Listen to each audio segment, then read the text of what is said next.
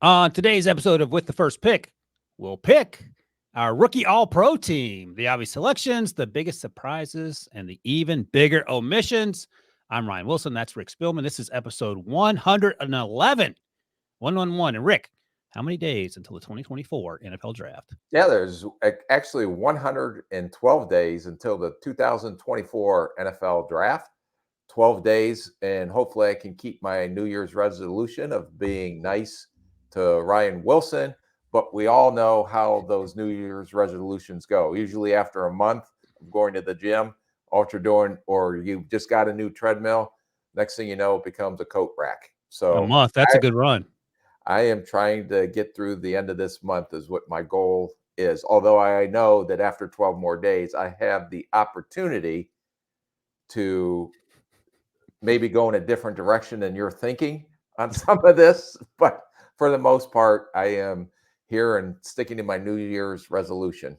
Exacerbating matters will be that we'll be spending a lot more face-to-face time together, too, as we start our traveling schedule. So that can make things much, much worse, much quicker.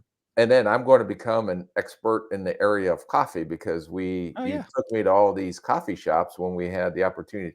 Maybe we should talk coffee while we're on the road, and maybe we can get a free cup of coffee if we promote one of your favorite coffee houses that we go to, or whatever the hell they're called. Yeah, no, the one in Mobile, I already know where we're going. Debo, any money in TikTok coffee talk?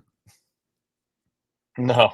Okay. All right. Well, there you go. All right. And you found one in Indy when we were at the Combine.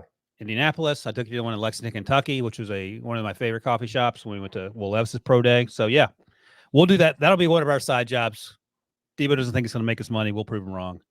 In the meantime, let's talk some of these rookie all pros. And Debo sent out an initial email of some obvious names, and then you and I had our own votes for our personal picks, and we're going to go through them together here and see what this list looks like here. So my first question to you, it feels like, and I've talked about this before, we've watched these rookies extremely closely because it's part of our job, but it feels like this rookie class has been bigger contributors across the board than in recent years. Does that sound right? Or is that just because we're paying attention? Yeah, I think like last year, Debo didn't have us pay attention to this rookie class. Debo didn't even come up with this idea yet. So it would have been great if he would have thought of this early in the season, and we could have had, but we do have a better, sorry, Debo. I know you were sleeping at the switch there. In Debo's defense, we didn't start the podcast till November 28th, 2020. Yeah, I know, but that's not, what did he do? Wake up in the middle of the night and say, oh, let me think of this on November 27th? Why didn't he have that vision in the summer? I don't know. I don't think Debo, being nice to Debo was one of your New Year's resolutions, it sounds like. No, it was Ryan Wilson, but maybe I should have put Debo on there. But anyway, what do you think about this year's class in terms of compared to previous classes? I think it's been a couple of the reasons is that teams are playing these rookies earlier. I think they're doing a great job, especially with some of these staffs, of developing these guys, because not only are they contributing on the field, but from an overall economic standpoint, you save so much money when you have guys on a rookie contract that are contributing at the level that they're contributing. And it's just, they're a bunch of good football players, and you have to play these guys. So, for example, when we talked about the 49ers, the luxury they have right now, when we talked about them in a Super Bowl window, is because they're playing Brock Purdy minimum contract on a rookie deal. So you can go spend money in other areas, but eventually you're going to have to pay these quarterbacks. And we talked about it last podcast, in which we recapped the semifinals of the national championship games, about how this draft class coming up looks to be even deeper. So there's an opportunity to see even more players next year. I think a very exciting draft class in specific areas. There are other areas, just like every year, and I'm sure in future podcasts we'll talk about the strengths and weaknesses of this draft class. But quarterback class, this one's going to be fun to watch how it all unfolds. All right, let's start with the quarterbacks on our rookie all-pro team with the first pick style. I'll give you a list of names, and you can tell me. Are we going to waste our time on this podcast talking about potentials? All right, it's Bryce Young. All right, now on to the running backs. I wonder how many people actually listening to this would not be surprised to think that you voted for Bryce Young. It's C.J. Stroud. Yeah, no question, hands No down. question at all. Yeah, Yeah.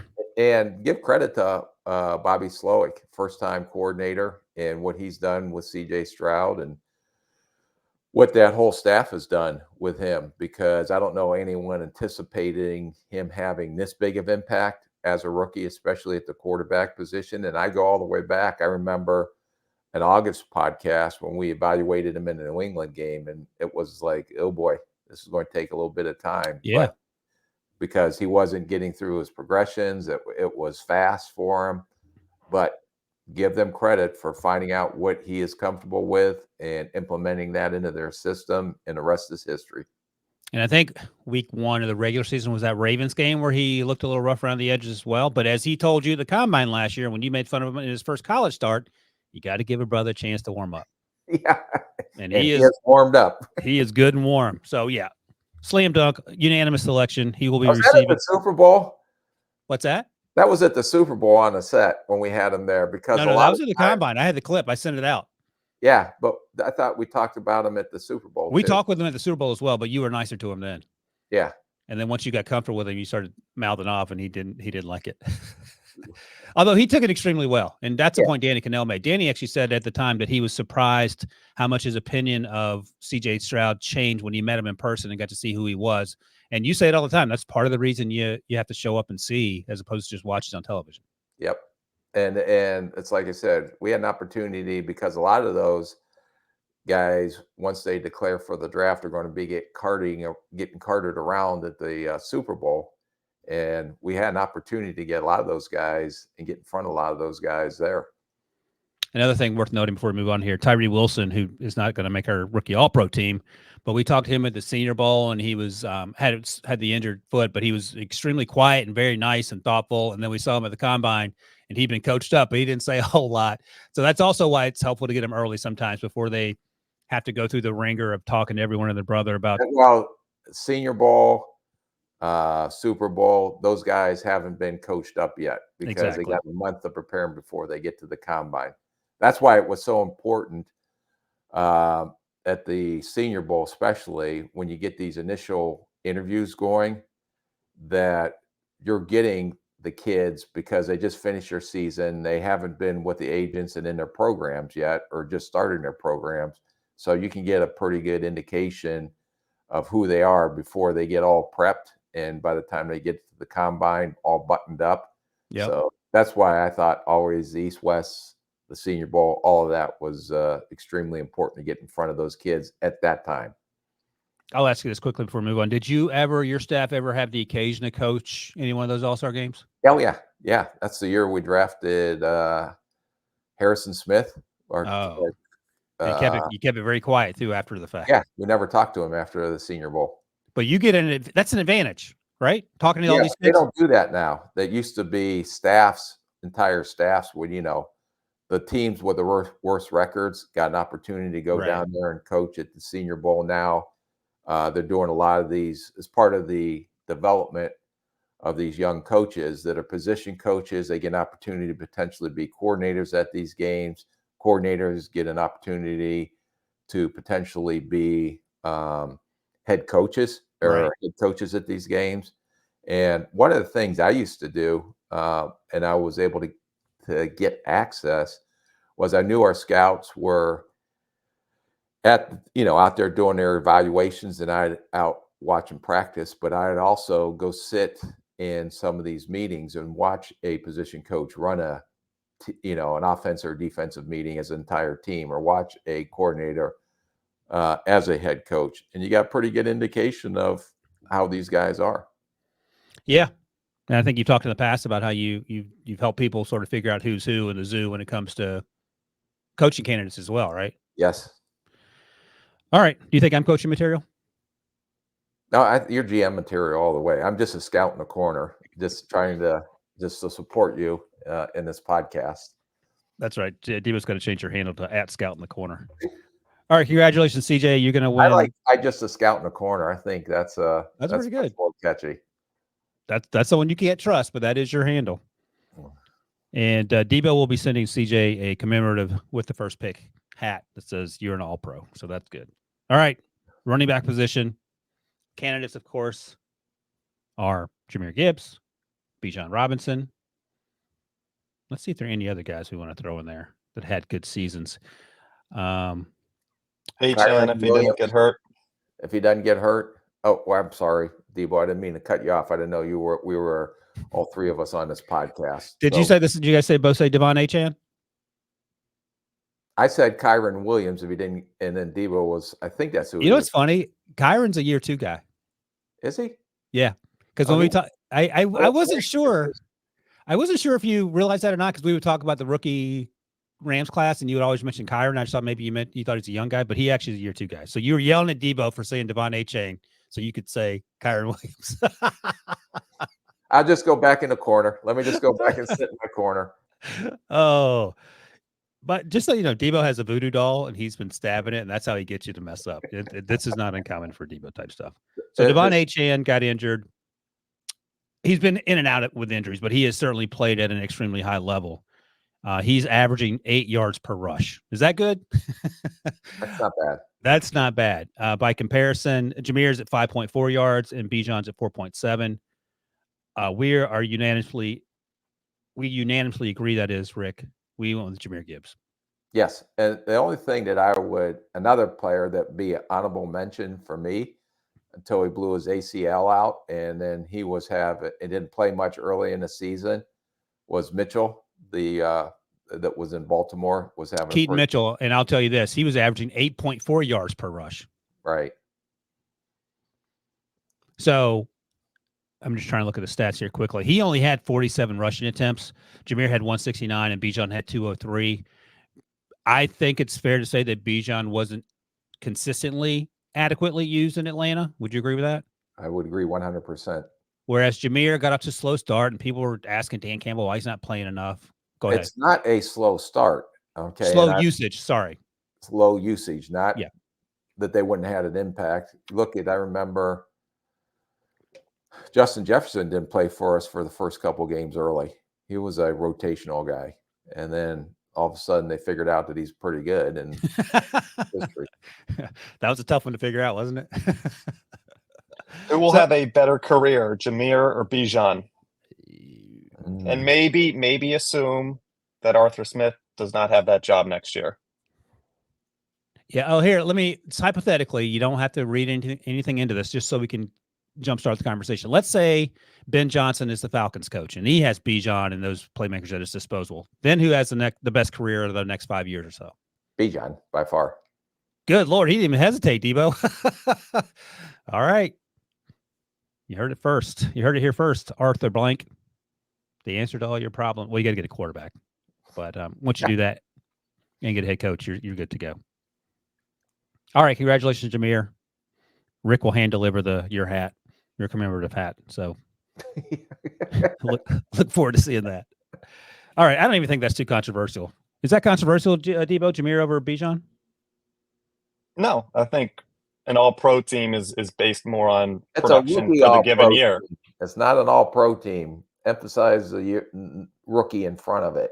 It is rookie all-pro. It's with the first pick rookie all-pro team. I know, he didn't say that. He just said all-pro team. You keep coming at Debo, and he keeps coming back at you. I would be careful, Rick. Tread lightly, my friend. I forgot he's the owner. I'm just a guy in the corner sitting there. He has the voodoo doll. I hope Rick doesn't pick Jamar Chase for this next position. Rick, Jamar Chase is not a rookie. All right, so we're going to the rookie class, and it would not be a rookie class if Puka Spielman did not select Puka Spielman. So that Puka Nacua was in. I mean, there's no ifs, ands, or buts about it. Yep. 101 receptions, over 1,400 yards, 5 touchdowns. We talked about him each and every week when we were doing the top 5 rookie performances earlier in the season. And then things get a little interesting. So we both agree Jordan Addison is very deserving, and 66 receptions, 854 yards, 9 touchdowns. And he did some of that damage without Kirk Cousins because Kirk went down with the injury. And I think he was either the third or fourth wide receiver drafted. And you could argue he should have been the first. And that brings us to wide receiver 3 on the rookie all-pro team. The choices are Rashee Rice, who did come along slowly at first, unlike Jahmyr. He did start slow and sort of was used more frequently and got hotter. He struggled with drops at times. And then Zay Flowers, who maybe the twitchiest wide receiver in this draft class, he struggled with drops throughout, but he has also made some big boy plays as well. Who'd you go with, Rick? Oh, I went with Zay Flowers because he had an impact immediately as a rookie, and he's their number one receiver, in my opinion. I know they have OBJ, they have Bateman, but I think he was the receiver that Lamar really connected with and had a rapport with, and you can see that the way they play together. But I thought he had a bigger impact through the entire season than Rashee Rice has, but Rashee's come on as of late. Yeah, I don't disagree with any of that. So let me throw some more numbers at you, see if we can come to a decision here. Rashee had 79 receptions. The decision, did you not make the decision yet? I'm sorry, boss. I went with Rashee, but I thought we could come to a consensus here because we can't. We can only have three. Debo. Yeah, the consensus is Zay Flowers. Well, let me read the stats for you. Maybe we'll let Debo be the tiebreaker. And you've already angered Debo, so that may be in my favor. Rashee had 79 catches. Zay had 77. 938 yards for Rashee. 858 for Zay. 7 touchdowns for Rashee. 5 touchdowns for Zay. And then in terms of yards per reception, 11.9 for Rashee and 11.1 for Zay. So they're close. And the point you make is a good one, that Zay did it consistently over the course of the season. Rashee struggled a little earlier, and then they had to lean on him because no one else would catch balls for that team outside of the tight end. And then Rashee started coming on. Rashee had 3 drops, and Zay had 7. I'm not going to push back. I'm okay with Zay, and I think they're both going to get better. I'll ask the Debo question. 5 years from now, who's had the most productive seasons? I think Zay has had a really, really good season, made as an impact. I think Rashee may have more upside down the road as he continues to develop. So I'm going to go with the upside guy. I get what you're saying. The only reason I'm hesitant is because I thought Zay Flowers, when he was on at BC, looked a little bit like Antonio Brown at times. So if he continues down that path with Lamar doing Lamar things, he might be. They both have, MVP type quarterbacks that they're playing with, so that helps a lot too. That does help a little bit, it turns out. All right, I don't think we would have been having that debate for the 3rd pick on the list if Tank Dell had stayed healthy, right? Tank Dell is another. So, right, let's mention quickly some of the guys who were in the conversation. Tank Dell got hurt, unfortunately, but he was doing crazy stuff, averaging 15.1 yards per reception as a 5'8" on a good day. He had 101 receptions for 4. No, I'm sorry. Look at Puka. I said, my God, how did he do that? He had 47 catches for 709 yards, 7 touchdowns, and he played in a handful of fewer games because he got hurt about a month ago now, it feels like. So he did some special things. I won't mention Michael Wilson, who's fantastic when he's on the field because he didn't play a lot. But I know that's my guy. The Green Bay receivers, Jalen Reed and Dontavian Wicks, both came along as the season progressed. Then there are the tight ends on that team that came along. Luke Musgrave battled injuries for a little bit. So there's some guys that made some plays. And the only other one you haven't mentioned yet was Smith and Jigba and how he's come on as of late as well. I'm looking at his numbers now because I haven't watched him. So I haven't watched him in probably a month or so. He's playing a lot better. Yes. Yep. Okay, excellent. First wide receiver taken at number 20. So, and the only thing I would say when you're throwing out these numbers that would be, if I'm just a scout in the corner. Yeah, what do you got? When you look at how many times they are targeted on 3rd downs and how many 3rd downs they convert, because I think that's a critical factor too. I'm going to tell you that right now. Actually, I have to tell you that in a second. I only have first downs in front of me. Yeah. In the meantime, let's talk about these tight ends. And one of these tight ends has, in real life, NFL-wise, been named to a Pro Bowl already. Puka Nacua has been named to the Pro Bowl, not surprisingly there. The tight end that's been named to the Pro Bowl, Sam Laporta. Turns out he is our, with the first pick, rookie All-Pro team tight end representative. Hands down. 81 catches, 860 receiving yards, nine touchdowns. What are we talking about here? So no hesitation with Dalton Kincaid? None. Dalton Kincaid had 589 receiving yards and 2 touchdowns. So, And there's some other targets.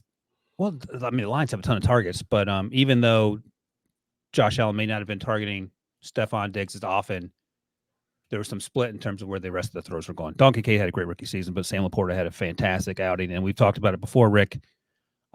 Improved as a blocker from last year, too. I thought he was a pretty decent blocker coming out, but he does it all. And some of the people that I talked to in Detroit thought that he had George Kittle type skills, which is starting to show up. Yeah, not getting any pushback from me on that one. My next question for you was going to be redraft. He's a first round pick. Oh yeah, he's first tight end off the board. Yeah, that's not even controversial. It feels like. All right, let's take a quick break, and when we come back, we'll hit the most important group of guys on the opposite side of the ball. The 5 fat guys charged with protecting the quarterback. Right I don't think you can say that on the air. Sunday on the NFL season finale, playoff fates will be decided. Who's in? Who's out? We can't wait for the answers. The NFL is on CBS and streaming on Paramount Plus. All right, Rick, I checked real quick about the third down conversions for these wide receivers that you were eager to find out about. Jordan Addison on third down, averaging 19 yards per reception. Puka's at 16.7. Sam Laporta is at 10.3. And Rasheed and Zay Flowers are tied at 11.6. So they're making plays on third down as well. So there you go. Still good, it turns out. They all are. They all are indeed. All right. Let's talk about these offensive linemen. And tell me if you have any pushback here. Right tackle or one of the offensive tackles, because we're going to mix this up here. Just offensive tackle in general. DeJuan Jones. So 50-50. What does that mean, 50-50? You're not sold on DeJuan Jones as a candidate? I was, and then he kind of sputtered down the stretch, and then he got hurt. He got hurt. Okay. The only one that I would challenge at right tackle was Darnell Wright at Chicago, who played there as the season went along. But that's the only reason I bring that up. No, that's a good reason to bring it up. And we'll just do the tackles in general, because I don't know if we have a left tackle specific on the playing card here. Paris Johnson Jr., the 6th overall pick. I think he started every single game for the Cardinals. And then Darnell Wright. And Broderick Jones has started playing right tackle as of late, probably the last month and a half, 2 months of the season maybe, for the Steelers. I don't know if he makes this round of cuts, however. So we have to name 2. Who are you going with? And keep in mind, Bears fans are extremely angry at us for not being higher on Darnell Wright, if that affects your opinion at all. That doesn't affect my opinion. Duly noted. But I would go with Wright, and I would go with Paris Johnson because of the consistency and the improvement through the year. I'm not going to disagree with that. I think DeJuan, had he stayed healthy, would have been in the discussion. Yeah. But he got hurt, unfortunately. Somehow it doesn't matter. Joe Flacco's the only quarterback on planet Earth that doesn't need protection. Those tackles are playing well, the backups to the backups. Credit to them for that. But Darnell Wright is made life easier for Justin Fields and made life easier for Ryan Poles, in terms of not having to draft an offensive lineman with this next round of draft picks coming his way once they trade down. And then Paris Johnson Jr., again, same conversation there. They can draft a left tackle if they want. Yeah, and Humphreys, I think, tore his ACL last weekend. Oh, I didn't know that. So, or they can draft Marvin Harrison Jr. if they're in position for that. But they're in a good spot as well with Paris Johnson Jr. And DeJuan Jones was a pleasant surprise as a 4th-round pick. Only a 4th-round pick because of the pre-draft process. Right, and the concerns about his focus on being in shape. But hey, he proved us wrong for 1 year, so good for him. All right, let's talk about the interior offensive line. We'll go with the 2 guard positions first. I had my guy Peter Skoronski on here. Had the appendectomy early on, so he missed a handful of games, and then he played well before the appendectomy. Not quite as well since, but I like him. That said, he's in the conversation with Osiris Torrance, who would have been a 1st-round pick, but there was some late in the draft process injury concerns that I think saw him fall out of the 1st round. He's been healthy and he's been playing. He's played in 16 games so far, and he's been, in terms of the number of times he gets beaten, he's at 3.3%, which is behind only Skoronski, and DeJuan Jones among the rookies, offensive linemen. So that's certainly noteworthy. And then, of course, there's Kyron Williams' teammate, Steve Avila, second-round pick, who's been playing guard every single start this season, 16 games. And he's playing at a high percent. And his getting beat percentage is 3.6%. And he's right behind Osiris Torrance. So those are the candidates for me. Who do you like?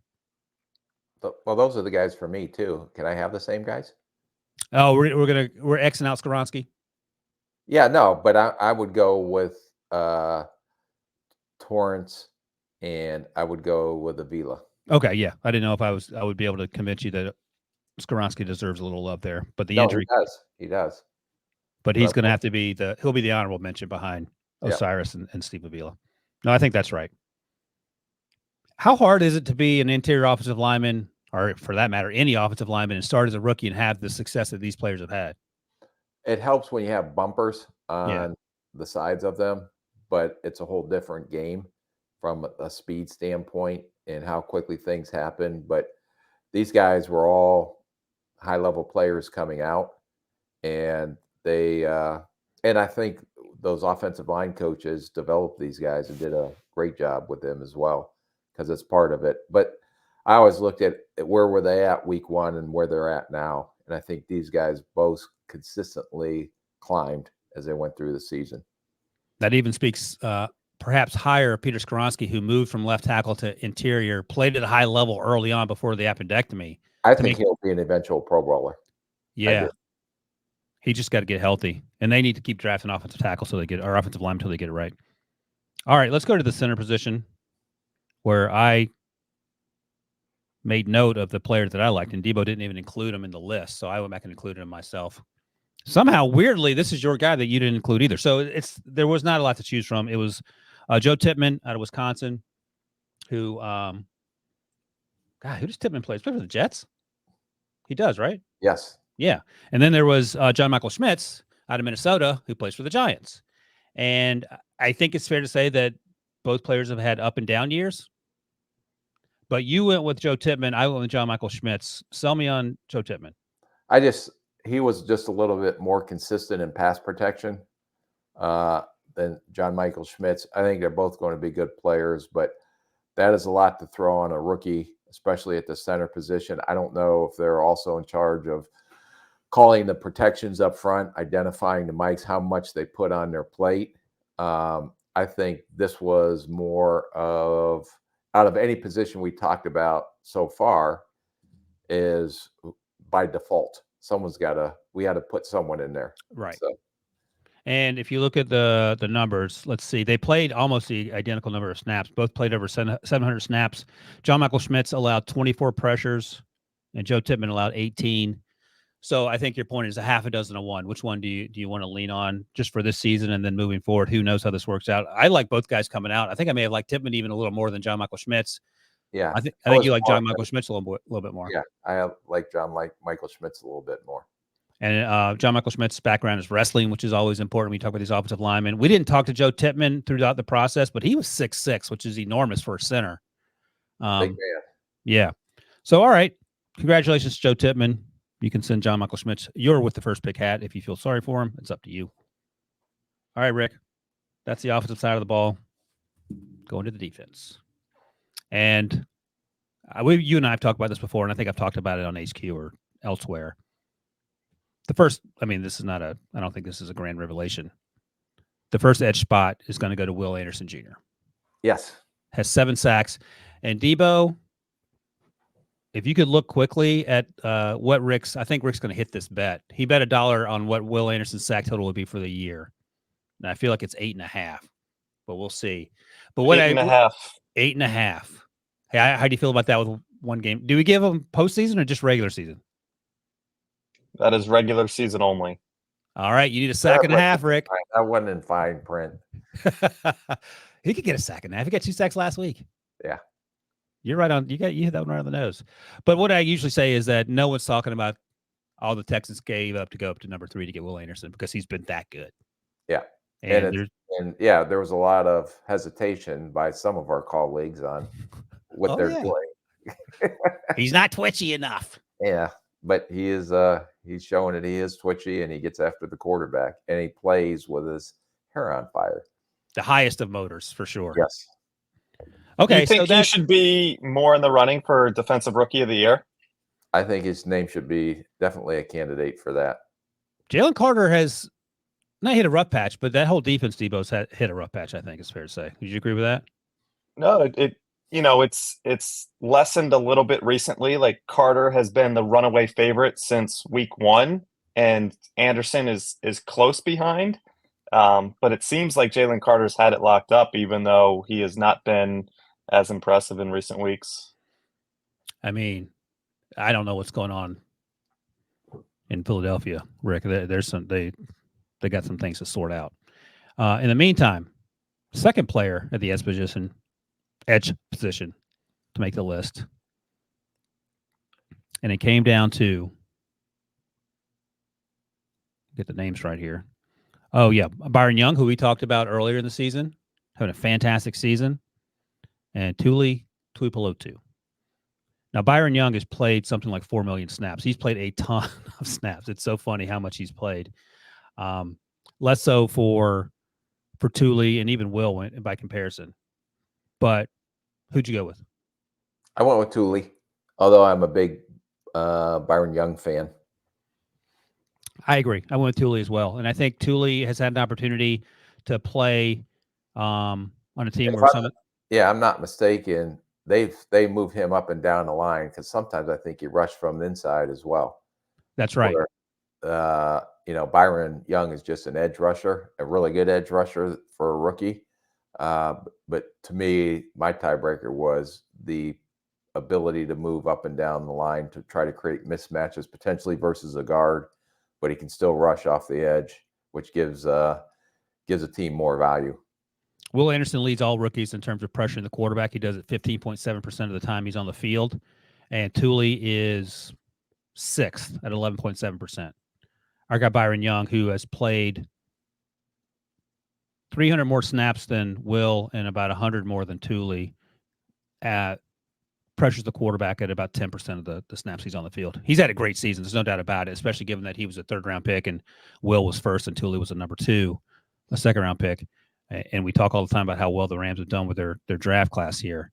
But Will Anderson, Tuli Tuipulotu, they get our nods as a rookie All-Pros with the first pick style.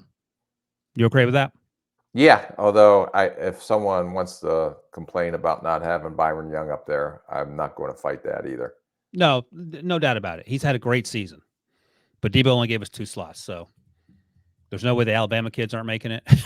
And there was 1 slot left. It's going to be hilarious when Bryce Young asks you why he didn't make our with the first pick rookie All-Pro team. All right, next up, defensive tackle. We get 2 spots here, too. We're going to rubber stamp Jalen Carter, even though he's hit less productive weeks. Yeah, he's rubber stamped. Yeah, I think so, too. 6 sacks, 2 forced fumbles, fumble return for touchdown. I mean, if he doesn't do another thing for the next year and a half, I think we can still marvel at what he did as a rookie. Now things get interesting, Rick. Now things get interesting. I didn't ask Lee J to make another video to support Kobe Turner, but I should have. And we've talked about Kobe Turner in recent weeks, and weeks prior to that, we've talked about Brian Brzee, the late 1st-round pick of the Saints, who's had a breakout season and playing exactly like many people thought he would once he got healthy. He's been so good. So Turner, Kobe has 9 sacks. And listen, Debo just mentioned Will and Jalen as potential defensive rookie of the years. I think Kobe Turner is making a fine case as well. I think he'll be mentioned there, but if I have to put $1 on somebody to win whatever the odds are, $10 million. Is it 1 and then plus 10 million? He has 9 sacks as an interior defensive lineman. That's insane. Yeah, no, and I'm giving him credit for what he is doing, and he's twitchy and he's a pass rusher. But are we basing this on just pass rush? Or are we also basing it on the complete game?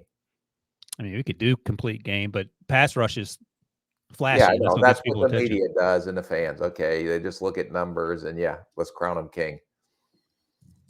There are 3 candidates to win Defensive Rookie of the Year based on the odds. It is only 3 people. It's Jalen Carter, Will Anderson, and not far behind. I know these numbers don't mean anything to you, but Kobe Turner's plus 500. So that means, with a significant performance and maybe lesser performances from Carter and Anderson this weekend, he's got a shot.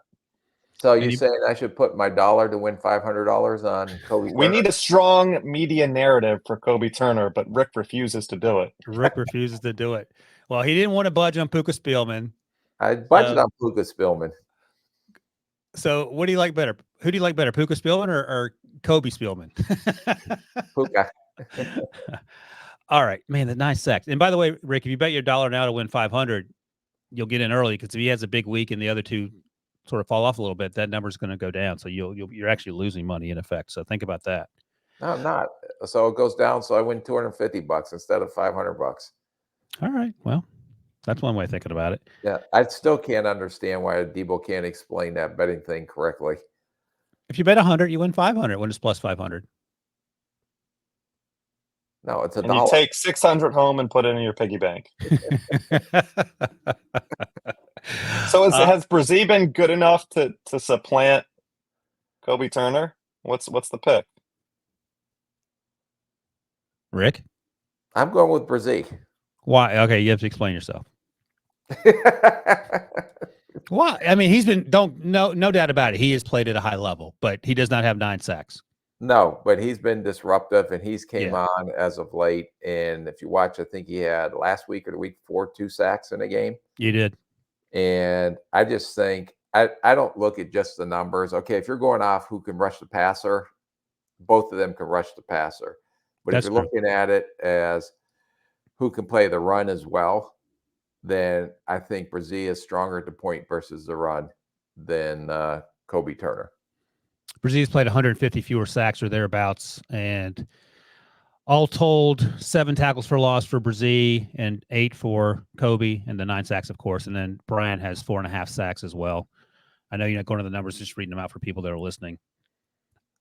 I'm going to split the award. I'm not going to give up on Kobe Turner. I don't want. I'm not giving up on Kobe. He's a great. No, I mean in terms of this award here. I know you like him, but we got to split it, Debo. I think so. We get Jalen Carter, and then a half a spot each for Kobe and a half a spot. It's a cop out. I don't like it.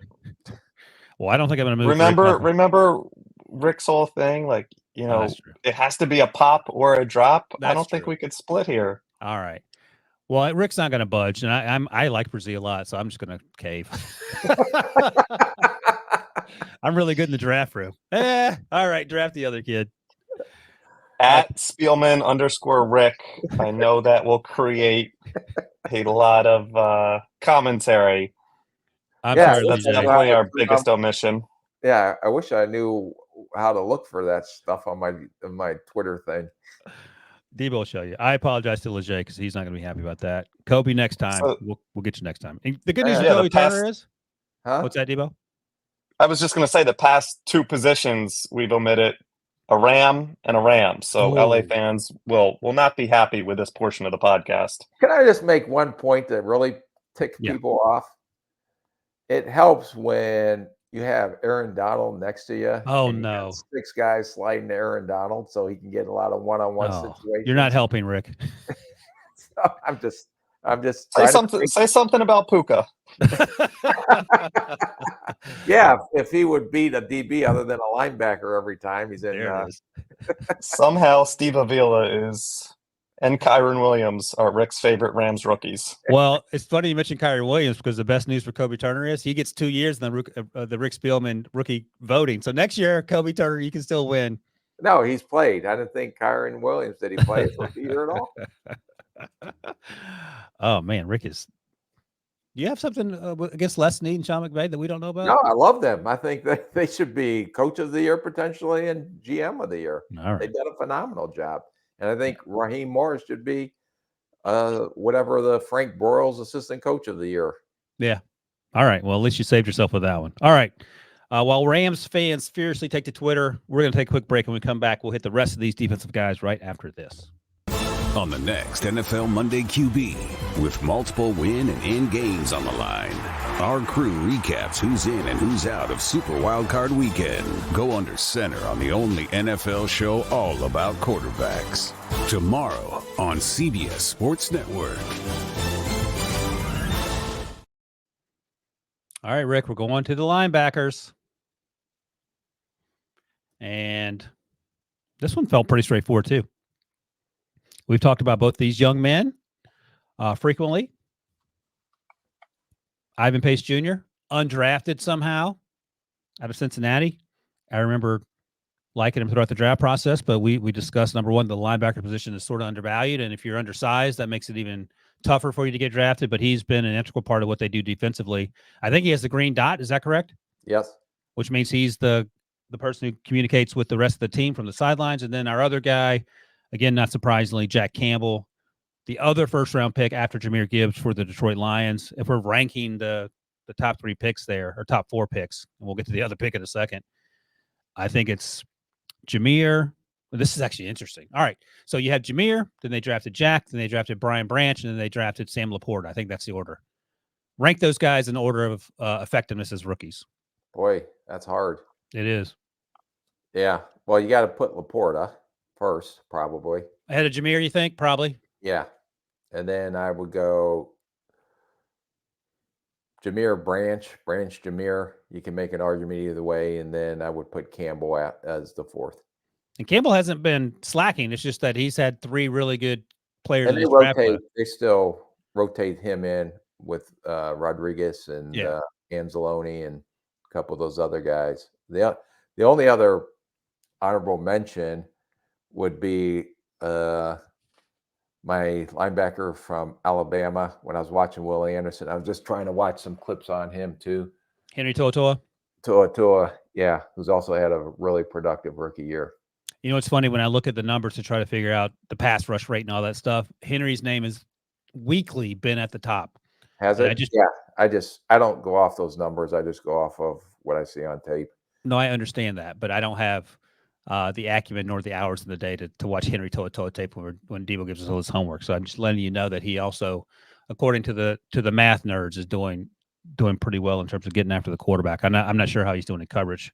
You can tell me that because you've seen him. Yeah, he's okay in coverage. Yeah. But he's been playing really good against the run. I think he's instinctive. Wish he was a little more physical at times, but there's no question that he's a good NFL linebacker, will be a really good NFL linebacker. I don't think we talked to one person throughout the draft process last year that was a bigger Rick Spielman fan than Henry To'oto'o. He was incredibly engaging, charismatic, and excited to talk to you once we got on set, even after you gave him a hard time, which is some of those kids didn't get the Rick Spielman humor, but Henry certainly did. All right, Ivan Pace Jr., congratulations to you and to Jack Campbell. I think it's probably not a stretch to say that Ivan Pace played better than Jack and obviously played more often. Yep. All right, good job, boys. Ivan had 93 tackles, 2.5 sacks, and an interception, 1 forced fumble. Jack had a sack and a pass breakup and 83 tackles. All right, let's go to the secondary. Last but certainly not least. Start with the cornerbacks here. Debo once again tried to shortchange his Nittany Lion alum. We'll get to that in a second. Devon Witherspoon, layup. Made the Pro Bowl team. Yeah. And he in fact did make the actual Pro Bowl team as a rookie along with Puka and Laporta.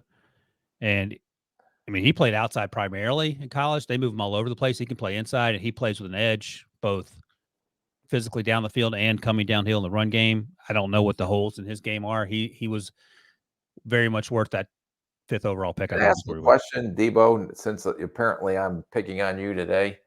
When you send these rundowns and underneath his name it says interception, touchdown, does that mean he's had 2 interceptions and 1 was for a touchdown? I mean, but 1 forced fumble, 3 numeric numbers next to the stat would be incredibly easier to understand. We got to question the school system in Ohio because Rick doesn't understand grading or numbers. Look all that he overcame to get to where he got in life. Debo. Imagine if he actually had some schooling. He could be. Yeah, and do you imagine that I tested out a calculus in college? I never had to take a math test. That's hard to believe, Debo. Devo's beside himself. He's just stabbing that Rick Spielman voodoo doll. See what's next. All right. So Devin Witherspoon, congratulations. And we will get his final numbers for clarification for Rick shortly. All right, next up. Initially in the email, Debo had DJ Turner here, and we've talked about DJ Turner. He had a really good season for Cincinnati for sure. But I was like, Debo, how can you leave out my guy Joey Porter Jr.? 32nd overall pick, top of the second round, because there's only 31 picks in the last draft. He has an interception, 10 pass breakups, and he's gotten flagged 4 or 5 times for mostly either DPI or handsy downfield, but certainly much better than what we saw last year. And he has been critically important to what they've been able to do because it has allowed Patrick Peterson to play deep safety now. Minka's been out with injuries. They've had some other injuries at the safety position, and that's been critical for sort of duct taping that defense together. I would say he's exceeded my expectations by a large margin. Would you agree with that? Yeah, well, I liked him coming out as well. So we were concerned with stiffness, though, right? Yeah, there was a little tightness, but he, to me, was from press coverage the most physical corner we saw last year, with getting his hands on receivers, and he was too grabby down the field. But I think we went back, if I recall, and against Ohio State, he had a good matchup, pretty good matchup against those lads. Absolutely. Top 15 pick if you were coming out, we were redrafting. Yeah, I think he may be the beside it was at Witherspoon, and who was the next corner? Emmanuel Forbes was up there, Christian Gonzalez, and then Emmanuel Forbes, I believe. Yeah, Gonzalez was hurt all year, so jury's still out on him. He played great before he got hurt, but didn't play very much. But let's say Gonzalez continued like he was playing, he would have been on this list probably and been number 2. Then I would think Porter would have been number 3. Yeah, hopefully Emmanuel Forbes can regroup because he was coming out. He was a ball hawking machine, and he hit a couple rough patches throughout the Forbes course. was 16, Gonzalez 17. I think there's that thought just that Gonzalez was actually the second off the board, but it was actually Forbes. That's right, because that's when the Steelers traded it up. Pats traded down. Washington like Forbes all the time, and then Gonzalez slipped. That's crazy. All right, and then a few picks later, after Gonzalez, the Giants took Deonte Banks, who we talked to at the combine, and he was a little quirky, but ton of confidence. And you didn't care about the quirkiness; you cared about the confidence. And he plays with that confidence, and he plays with the physicality, he plays with the speed, all the things we saw at Maryland. And how do you feel about him being our cornerback 3 on this list? Yeah, because they play a lot of man coverage, so they put him on, and I thought that that's his best attribute is man coverage, and I think that he played very well. I didn't think he was above those other 2, but I think he's going to be a good corner in this league for a long time as long as he stays healthy. 2 interceptions, 11 pass breakups, and he is long and fast. And Deonte and Joey Porter Jr. got in over Tyreek Stevenson. And Tyreek, another draft pick of the Bears, who quietly also had a really good draft. And he has played a lot of football, and he has played a lot of football at a pretty high level. And, again, making Ryan Poles' job easier as they sort out what they're going to have to do in this offseason that we'll talk about nonstop, I'm sure. But you and I talked about him, and we kept coming back to the UNC game, where he looked lost. Yeah, he looked like he hadn't played football, and then just goes to show that you can bounce back. He was at the Senior Bowl, had a pretty good week. I don't think it was anything noteworthy, but he didn't hurt himself. And then, how do you go from that, Rick, when you evaluate him in the fall, and you may have not great feelings about him, to being talked into liking him throughout the process? Well, that's where the coaches come into place, and the scheme comes into place, and what we're going to ask him to do, which may be different than what Miami and Florida was going to ask him to do. And he was okay earlier in the year, but really has came on like gangbusters as of late. And that's where it's so important when the front office and the head coaching and the coaches have to work together to identify what characteristics and physical characteristics are going to fit our scheme. And this is why we may take this guy over another team, because he's going to fit our scheme better. I know I've asked you this before, probably talking about another player, but just in general, are you drafting a Tyreek Stevenson because you got to face Justin Jefferson twice a year? I think, but see, that's the question on, and we all liked Forbes, we all saw the ball skills and stuff, but you also got to look at who you're playing with in your division. Yeah. So look at the CD Lambs of the world. Look at the AJ Browns of the world. I mean, those are men. Those aren't, small slot receivers. Right. And does a 170-pound corner, which you're going to ask, going to be able to go against those big, physical, very talented receivers? Right. So yeah, that is, you do think about those things because you have to do You the have math. to. Yeah. You All play right. them twice a year, and first goal is try to win the division. Yeah. And next year, Browns are not going to have any. I mean, the Bears aren't going to have any excuses. This team is going to look crazy 5-6 months from now. Yeah, and Ryan Wilson has claimed them as the Super Bowl winners next year. But I mean, those odds, you can make several $100s, Rick, if you make that bet now. Bears win the Super Bowl in 2025.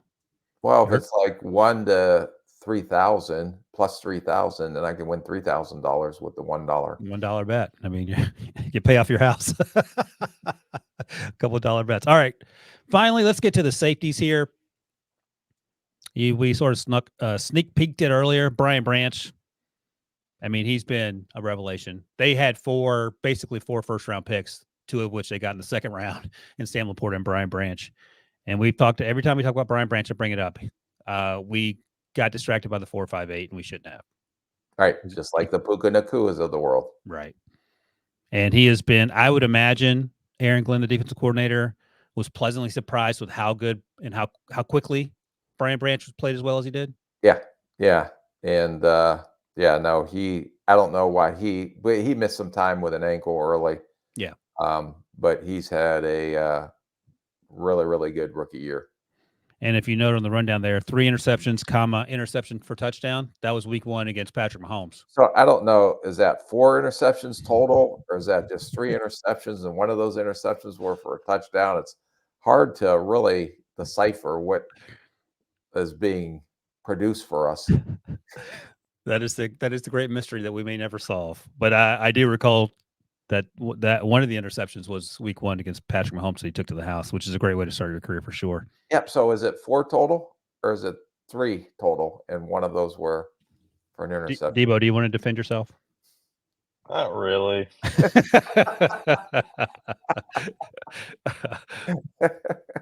We got to question this the Massillon school system. This guy, how he graduated. He's in the Hall of Fame. It's 3 total, Rick. Just for what do you think's going through his head right there, Ryan? Oh, right there. I can tell you what's going through my head. I can't believe I'm going to be doing a podcast at the age I'm at right now. You got your hair feathered back. Look at that, man. I was a handsome lad. You were a handsome lad. Got a tie on. You look the same, which is sort of creepy. I mean, like you look more like high school Rick there than when you were protecting Dan Marino when you were Dolph Lundgren 20 years ago. When I went with the Dolph, when I went through that phase of my life. Everybody goes through phases in life. So when did you go from feathered hair to the crew cut? Did you do that in college? No, it went from feathered hair to mullet. Okay. Yeah. That makes sense. Yeah. You got to have a football mullet. Yeah. To kind of the professional businessman look to all of a sudden I'm in South Florida and it's hotter than heck down here. The crew cut, flat top to now just professional TV hair / if ever people ever gets me a role in Hallmark, I'm ready. You're ready. Love it. All right, let's talk about the one last safety position. And this one is a doozy because we got some decisions to make, Rick. So Jair Brown out of Debo's Penn State, playing for the 49ers, playing a lot. Jordan Battle out of Alabama, playing for the Bengals. And our guy, Christian Itzian out of Rutgers, playing for the Bucs. And Jair and Jordan were drafted. Christian was not. And I'll ask you, which direction are you leaning here? Because all 3 players have played a lot. All 3 players have been helpful in their secondary. And I'm going to give Jair credit because I don't think he was starting right till Hufanga got towards ACL. Yeah, towards ACL, and then he stepped in and actually played very well. That's right. He's played substantially fewer snaps than the other guys we're talking about. Right, but give him credit for him stepping in and them not really falling off on the defensive side of the ball. But oh, geez, that's Rams fans calling me now. They're on to you. Jordan Battle, who is a good football player out of Alabama. I think, when we talked about, he has some limitations when he's back on a defense, but I thought he was one of the most physical rookies at the position when he's close to the line of scrimmage. He's a thumper now when you watch some tape on him. I got peeked at him when we were peeking at DJ Turner a little bit, watching some Cincinnati stuff. And then Tampa kid, is it Izine? Yeah. Because he plays mostly Nick, if I'm not mistaken. That's right. So there wasn't a clear-cut direction from Debo on, did they have to play safeties? What are we doing with the Knicks? Non-cornerbacks. Non-outside cornerbacks, I think. I know. I'm just kind of looking through my notes here on directions and what to do, and that wasn't clarified in there. You got hung up on the interception thing. So, well, that was the first thing that blew my mind, and that's the lack of detail on direction. And then the second one was, because Brian Branch technically is more Nick than he is safety. So I was confused. I really was. That's okay. But I recognize what Brian Branch has done. And then I can see Brown. All these guys I like. I thought they all had impacts. But a couple of these guys, Debo, would be interesting when we did our Just Good Football Player segments. If any of these guys were, I know we try to go through the later rounds, but any of these guys that were on our Just Good Football Players list. I feel like Etienne may have been either him or his teammate. No, it was Etienne. Okay, yeah. And I remember if Ivan Payson made it. Ivan Pace may have made it. Yeah, that's right. Oh, good call. So, all right, well, we got to make it. I'm not a producer or a director or whatever the heck Debo does on the show, but you have ideas. I have ideas. All right, I'm going to go with Jair Brown. He hasn't played as much, but he has played at a high level on a really good defense. And I don't think Jordan Battle has been as consistent, and that defense has certainly not been as good. No disrespect to Jordan Battle. He's done some good things. And Etienne's a fun story, no doubt about it. But Jair Brown, congratulations.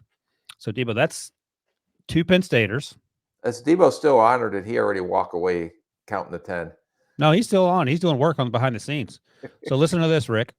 Multiple selections by the Rams. They had 4. Lions had 4. Rams should have had 4, but you screwed them out of that, so they get 2. Texans get 2, and the Vikings get 2.